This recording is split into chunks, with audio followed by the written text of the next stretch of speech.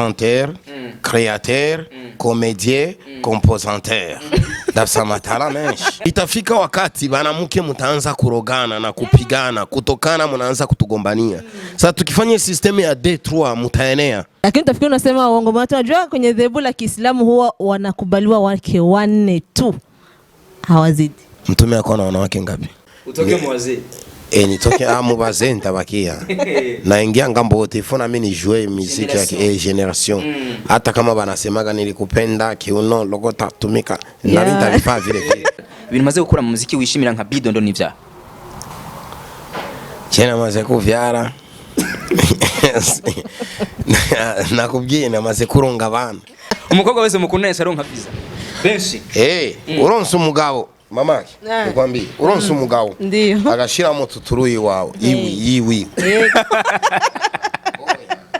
akabaya nili agashira mu tuturuyi wiwe kwa ngambo yako ego kama ina mkoshi unapase ndakunda abakobwa bafisi shepu baita shepu ndo nini na mahips shepu na mahips mama mama ikiga kintu baita shepu ikintu kingene Jendi baza ko umugabo afite amaguru 3.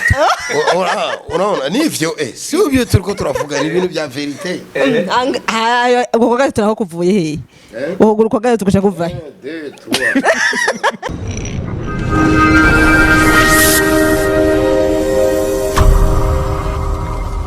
Hello everybody na wakaribisha wapenzi watazamaji wa Burundi Kingdom TV wa BK TV. Najua kama mko mnatufuata kupitia mahali pengi.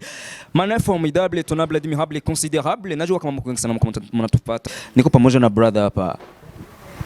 Generator Bidondo. Mambo vipi bro? Mambo poa. Uko freshi? Msuka kwenda mbele. Bitunguru. Haje Bidondo ni inde muri rusangi? Bidondo.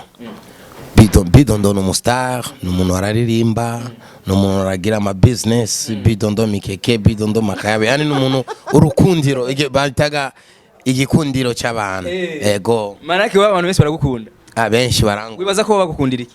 Jewe. Barankunda uburebure. Wanakupenda urefu? Awacha bufupi. Ubufupi baita gute mu Kirundi. Mu Kirundi n'ubugufi. Ubugufi. Oraza abantu bagufi dukundwa cyane. Nico gitumaga kamanda bagakunda cyane. Ndakora mukije fitina. Mahoro cyane ndio. Niko pamoja na Bidondo. Sasa Bidondo wewe benshi barashobora kwibaza bati uri umuririmbyi cyangwa uri umukomedi? Jewe ni umuririmbyi en fait ikomedi ndayikina. Niko chanteur, créateur, comédien, compositeur. Dafsa matala menshi. Kwa nini hujifokalize kwa kitu kimoja tu? Hapana. Unajua kama mtu iko anazaliwa na kipaji ndani. Wakati niko nafanya muziki. Kera naliko indirimbo kwa Jeremy ndimu Black Boys Black is Black. Black is Black ajya kuri deuxième. Ari umuntu mu grand frère wanje wo muri quartier bamwitari Kidogi Tencha. Acharambwira ngo Bidondo kwega we ibintu by'umuziki urabizi ariko ugize utuntu tugatuntu twawe nyine ugize uratwenza cyane comedy vraiment nakupendeza usiachi comedy chanda bimubaza sosoke acambya nivyo byo Kidogi yavuze nivyo ndo nikasema gisaba bagraba na nishauria nikuwe nafahamu muziki na changana comedy nitapase. Nikasema acha nipime. Nikapima nikaona watu wanapenda comedy. Manake watu wanapenda muziki na wanapenda comedy. Hapo ilikuwa ni Black is Black. Kudezi. Ariko nusura kuona yuko bishobora kwicira career yawe muziki. Ivyo z'ubu comedy. Comedy. La musique, toute la musique ce sont des comédies. Est-ce que bali ba Pamela tunaimbaga ba Ashura tunaimbaga est-ce que bana exister? Et ça c'est la comédie quand même. C'est ariko wewe gufata umuziki ukawukora nk'umuziki nyene utavanze n'ibindi ntivyo gukundira. Muziki washatse kunezereza abantu mu buryo bwose au ni bamadeni banaanza kunipigia mtu yuko na ndai wako kudai pesa unaona nishakupa raison nasikia umvangene bimeze au ngemuitika tusikilize kama ataanza kunidai sasa unabona unaona mtu kama uko na kipaji usifichike kipaji chako juu ukifichika kipaji chako Peut-être mu muziki sintapata nikakia kupatia mkomedi. Mimi nilikuwa najipagana makala na kimbia mbarabara. Watu wananiona fu. Pana watu wengi benye wananipatia lare kupitia komedi kuliko muziki. Bananiambia wewe tunakutumia lare uze makala mapudre za kujipaga. Unasikia kisi Grand Frere hapa. Ananiambia nani asina pudre pale engenchorea hata 1000 baht ya kununua pudre inakutana kwa ratio. Okay, hivi uko na bidondine wangapi? Mimi hivi nafika kwa bidondine witi. Wanefu alinikatala ntaleta madepense. Wote mnaishi pamoja? Kila mtu anaishi kwa anaishi na bidondine mama bidondine bale wengine ni babara. Bose bapangiye canke ubana na babiri gusa? Je bana numwe. Ubana numwe? Abandi bafitanye abana, bonafitanye abana? Ababara. Abamwe twavyaye abandi nuko nyene. Yego. None Mr. Bidondo, wowe urumva rero amategeko y'igihugu rayarenga ko cyane. Amategeko y'igihugu tugiye ko utegeze kugira umugore umwe yanditswe azina amategeko. Urumva wowe ivyo naco bikubwiye? Je ndo mu mizima. Na mwidini na mategeko ihari. Sawa, uri mu mizima mbwa? Ufise uburyo kama uko na uwezo. Misi yabaoa ni basheri. Kama uko na uwezo urashobora kuba n'abagore 9 c'est fin. Ndo mwisho. Lakini utafikiri unasema uongo. Watu wanajua kwenye dhehebu la Kiislamu huwa wanakubaliwa wake 4 tu. Hawazidi. Mtume alikuwa na wanawake ngapi? Alikuwa na wake. Mtume tukienda kwenye ritme ya mtume ni kauli nyingine. Lakini kwenye Qur'ani binadamu wa kawaida Muislamu. Tunasema kwa Muislamu anakubaliwa na wake wangapi? Ni 4 tu. Manki wananiambia nipunguze wale waine wengine. Yaani kabisa. Niko na question. Kani Bidondo? Ngoja utauliza dana ya fakiri. Nakwambia sasa wewe nikwambie kitu. Hivi uko hapo. Uko na bwana? Ndio nina mchumba. Sawa, una mchumba? Ndio. Nasikia. Akifanya muda wako wewe utasikia binafurahisha, utabakia kwenu uzekee kwenu. Hapana ifurahishi lakini kisha 30 ungaliki kwenu uko nakula ugali wa mama. Sio mo wende na uko unajipigia chungu chako. Niko nawaambia verite. Ndo maana bana niko nakwambia dadangu, bana ume bana kwa batogo. Juu bajene bengi hapa. Bako banatoka kwenda kutafuta maisha. Banatoka kwenda kutafuta maisha. James Sabagenzi. Nsfava mfisili gala yanje ya mablage. Ili gala yanje createre ni andiba nizo banani. Nakutana bajene bentuko nabo nakutana bebasha oa ni batatu. Imagine ligala yote pasha oa batu tatu. Kuna wababara tu. Unasikia? Ilisemekana kama lilia. Ifo baoe sasa bana bako tafuta lari. Inabidi tuoe tukue na mwanamke bengi. Wewe serikali haikuhusu. Hapana. Itafika wakati banamke mtaanza kurogana na kupigana kutokana mnaanza kutugombania. Sasa tukifanya system ya D3 mtaenea. Yaani una uhakika kabisa tutaenea. Tunabasaidia ndo tunabatoa mu stress. Una mwanamke akifanya muda mrefu kuna umri mwanamke akishafikisha yaolewa anaanza kuwa gicha. Zinaanza kupanda. Nakwambia zinaanza kupanda, anakuwa mkali, anakuwa anajibu watu vibaya, anakuwa mtu wa mihari hasira yeye anawajua, yani mko na nani ndogo ya kuvumilia kwa sababu ya umri. Sasa inabidi uolewe na uzae. Hata kuolewa kwa bwana mwaishaga akuzalishe na kuoe na akupatie kwako. Ile stress inapunguka, kushwana na meli na badadako na bakakako. Ilisemekana kama uliingia mimba kuhusiana na wanawake. Ni ukweli ama vipi? Alikera panapita hata 10 ans. Anamaliza 10 ans. Alike 10 ans. None ubona uko kumukuma winjira mu bantu zenye bishobora kugutera ikibazo. 10 nilikuwa niko 2000 nilikuwa niko minene nilikuwa niko siakuwa hata stare sana. Na nilipendana na mtu ndo familia yake haikupenda paka kwa discussion vya mafuyo vya kupigana kabidi makosa yakanianguka yeko ndo nikafungwa. Lakini nimetoka juu balikutana niko na sheria. Sasa hari ibintu byavuzwe yuko wewe umukobwa mukundanye acaronka visa. Uko nukuri? Urabona kenshi abakobwa bose namaze gukundana nabo bamaze kugenda bashe baronka amavisa. Ni chance. Petite sina mkosi. Tutulu yangu haina mkosi. Umukobwa wese mukundanye acaronka visa. Benshi. Uronse umugabo mamaki nikwambie uronse umugabo ndio agashira mu tuturu iwawe iwi. Akafanya nini? Akashira mututuru iwewe kwa ngambo yako. Ego. Kama ina mkoshi unapase. Lazima uende. Ikikuwa na mkoshi.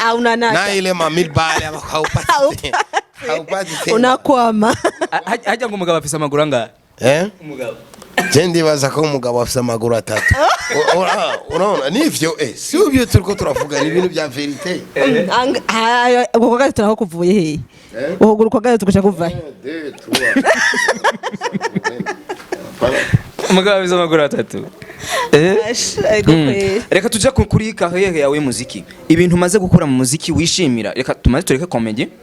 Tuje muri carrière musicale. Ibintu umaze gukora mu muziki wishimira nka Bidondo n'ivya. Chena maze kuvyara.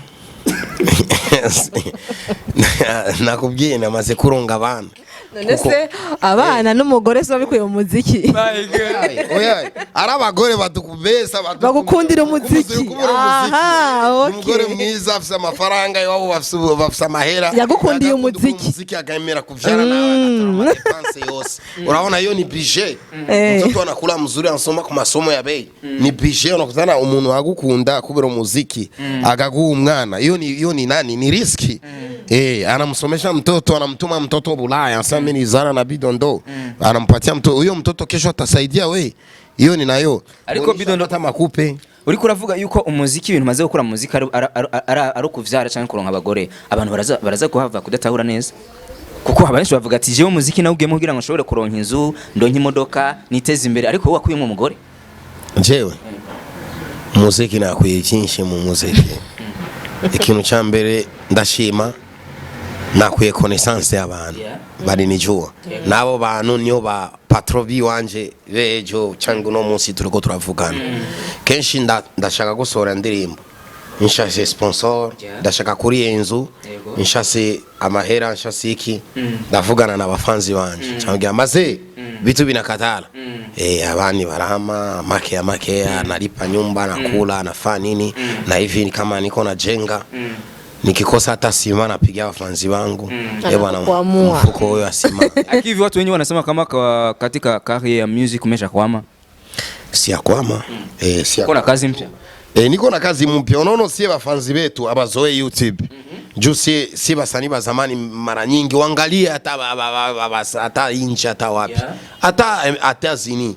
Baba sani ba zamani abafanzi babo abazoe YouTube. Nico gituma nshaka kubabwira abantu kenshi mushaka indirimbo ziwacu mugende ku YouTube andika Bidondo musubscribe kubera Bidondo asohora ikintu gishasha acarabona indirimbo ziwe uchazibona directement nyimbo zangu hivi nakuwa nazitoa kama hivi niko na nyimbo 3 video za mpya nizitia ku YouTube batu bamwe benye bananizoea bile bya mastiki. Mbona ufanye malancement? Nilifanya lancement ku 5/5 ni kidogo tu tulichangiana bajama nikalase nyimbo ku YouTube bende bataziona imwe inaitwa Niache Mapenzi na ingine inaitwa Naringaringa na ingine inaitwa Nosara ziri kuri YouTube directement. Yes, ariko abantu bavuze yuko Bidondo ashobora kuba yarasubiye inyuma muziki kuko benshi barakumenyera hari akaririmbo kakera benshi bagukundiye ko cyane ariko baravuga ati umuntu yavuga ati Bidondo yarasubiye inyuma muziki yo bayihenze. Oya hihenze kweli juu nyimbo ze niko natoa ni bala ni kali sana zinaua tena zinatesa na niko najiforce kuingia mwe hii ritme ya batoto ya niveau generation utoke mwaze nitoke amu baze ntabakia na ingia ngambo telefona mimi ni jouer musique ya generation hata kama banasemaga nilikupenda kiuno logota tumika na nitalifa vile vile ama mnuzenye reka twinjire mu bintu by'intuzenye by'amagu yawo we baravukunda kuvuga wanavuze yuko ufise abagore benshi umaze kugira ku 8 umaze kugira abo fete abo ni nabo wemera kuri kamera hari abandi udashobora kuba wemera aba amagu yawe komegu y'abakobwa ukunda ni guzi meze gute nka Bidondo? Oh god. Hapana huyu ni mtangazaji wa BKTV. None ari kibazo ndazana. Nikimkula shapu ule bwana yake analeta yamekuwa nimekuuliza Bidondo. Nasema hivi shushu mimi nikikuwa shapu sianzi kuita shushu juu au yakuwa sheri wangu ni kujiandikisha mie nikikuwa shapu kutoa pesa mbele kwenu najua batazikatala juu najua ule mwana kufuata iko na mguru wa 3 na mimi niko na mguru wa 3 kitu chene kinataka ni upendo na mwatakuwa serie mbele tu. Nikikuwa serie hata kama niko na babibi 8 hakuna problemi. Uko na mguu wa 3. Yani hata wa 9 hata wa 10 utaongeza. Yeah. Microphone. Question. Sinani kamera mbele inasema microphone. Tusubire muri question uyu. Yeah. Chengunda kan Jessing imivupa jewe. Oya ina mivupa ngi. Jengunda abakogwa urabe bidondine kweli arakwiye. Genda kunda abakogwa bafisi shepu baita shepu ndo nini na mahips shepu na mahips mama mama ikiga kintu baita shepu ikintu kingene udafisi shepu na max mzigo kwena mzigo nyuma ukitembea awe na zegebe wakongomani wanakuambia susu vraiment ndogo zako wanaguza ngo mtoto akwena shepu umuntu umushira atamujya video zanje nizo gutamba umushire muri video abantu bakaraba bashiduke urahora umukobwa urashobora kuba udafise visage me kijya gishepu cawe kigagufasha umugabo wawe uvuye muri uchango uriko rateka chango uriko racha mugabo wawe ariko aricara araba bagabo bafise ingeso yo kwicara ku ndebe ana mama shura leta kiti huko anaikara pale ukipita hivyo unaleta kitu kitendo anaangalia nyuma c'est ça voilà tunakauka yes bidondo urachachuruza imikeke ajya kuntuze mikeke kama ni kukotebu kotebu nimefunga na hivi jabe nimefunga kidogo juu niko najipanga kidogo nikimaliza hii albumu yangu nitarudia tena mbiashara. Yes, kuri ivyo nyene hari habaririmbye aba artist usanga bigira ibintu by'ubustari ugasanga wewe no kwita style agatembera nyene kugira abantu bamashobore kumubona neza ni wewe ushobora gukora music ukagira look star kandi ugakora n'ubwo buzi aba star bashobora kuba bavuga bati jewe ni showbiz no kuguma muhira no kwambara neza kugira ntakora ibindi n'ibindi no muziki gusa wabiki donc abadashaka gukora barira amaboko urabona bijya bintu tubona nga abastare bo hanze baturungikira amafoto ma Instagram bijya bintu barabigira mu mwanya wavyo bafisa ama business menshi umuntu wadatemba style bangani kubera badate abatembeye bana kuaga tana madiri mu Mandagara unakubakutana mtu analeta kamio 3 za Mandagara mamiki bafisa madiri menshi ma biscuit banauzisha makaranga ma telefone ma telefone ndazi abantu bagurisha ma telefone za China makaranga mamanguro urabona baba star mama nyumba banalipisha mavitu wanachuruza biashara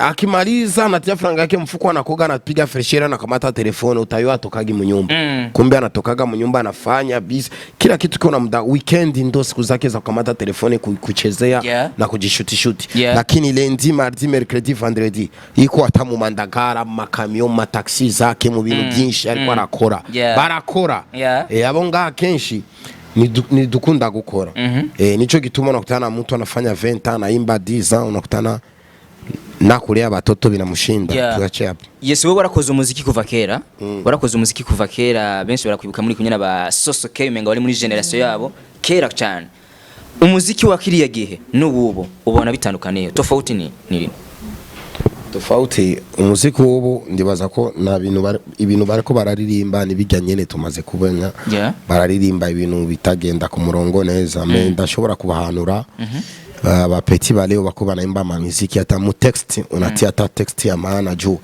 bale bakuwa abaga bategesi bagomba kuduha ama sponsoro batupatie bone turiko turagira office baragomba kubafasha bakashomva message musohora sio nzuri bandi bararimba ibintu vya matako bandi bakaririmba ibintu by'ubusoto ariko nawe wavuze yuko ugombuje muri bo ugombuje mu bajene pole kubera abana batambe kubera ni generation yabo me napwe umwanya muke ndakunda gushira mu ma message ndaririmba indirimbo imwe yo gutamba by'abajene izindi zibiri za message c'est bien ibintu vy'amatako ni kuri wewe udabona yuko byari bibereye mu muziki kubiririmba mbose umwanya wari byose hari umwanya bikenewe kuko ni nouveau generation 2021 turiko turagenda mu indi monde mbo arundi mwanya ikeneke kama ujui penye ulitoka na utayua penye uko naenda niyo bantu bavuga sawa ari kintu bazashaka kubaza Mr Bidondo tugerageje kuraba umuziki mwebwe mwatanguranye n'uyuvuze wa 2021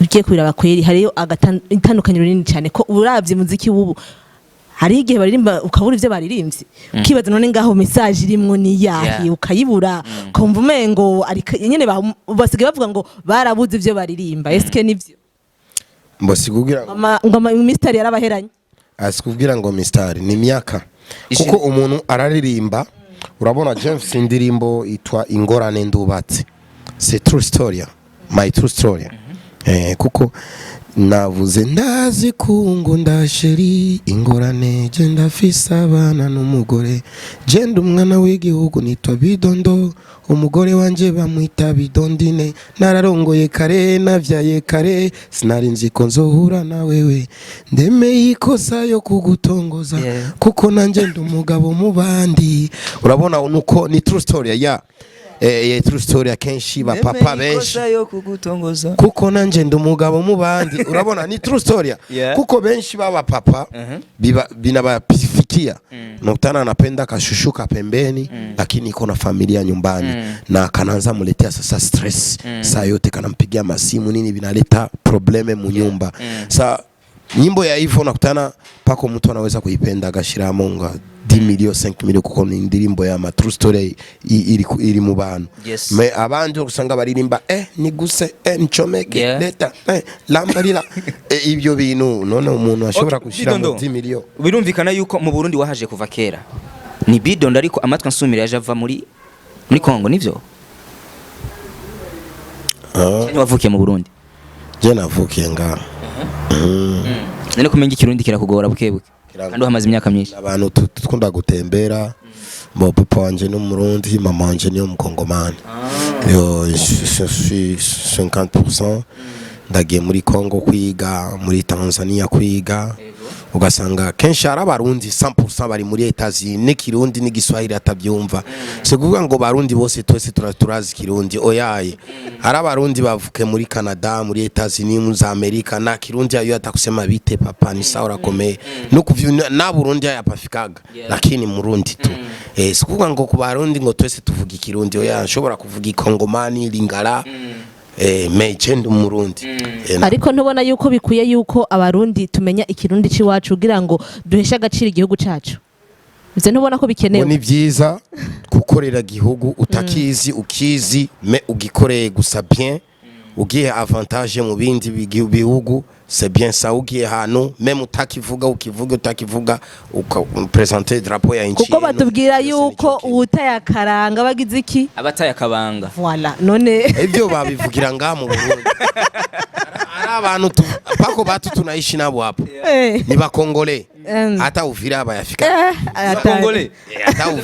hata Uvira abayafika na Kiswahili na Kikongomani abajui analizaliwa mu Kirundi na anajua Kirundi c'est ça la vie c'est comme ça la vie urabona je nshobora kuvanga ngagenda muri Amerika ngavyara ngurana n'umuzungu ngavyara ugasanga umwana wanje namwambia ati kwenu ni Burundi anangwa kuitafuta mukarte baje bakobwa bagiye hanze baronsa amaviza muri kumwe muracayaga no mbo turachayaga bengine banisirikia juu ya kuoa sana je m'en sana walizema punguze video punguze manasikia wivu mgoro wabo Yes bakunzi ba Burundi Kingdom TV bakunzi ba BK TV mwamunyo turi kunye ni Generator Bidondo muzi kuva kera mu muziki w'u Burundi yakoze bitari bike byashoboye gushimwa ariko nubu benshi ariko bari baza ati none kubera iki Bidondo kine gihe ariko yinjira cyane muri comedy umuziki bigaragara nko kumengo ariko aratakarira ariko yavuze ko afise n'indirimbo shasha aheruka gusohora indirimbo zigera kuri 3 yavuze yuko zisanzwe ziri kuri YouTube wowe ukeneye kuziraba woje kugira ngo ushobore kuzikurikiza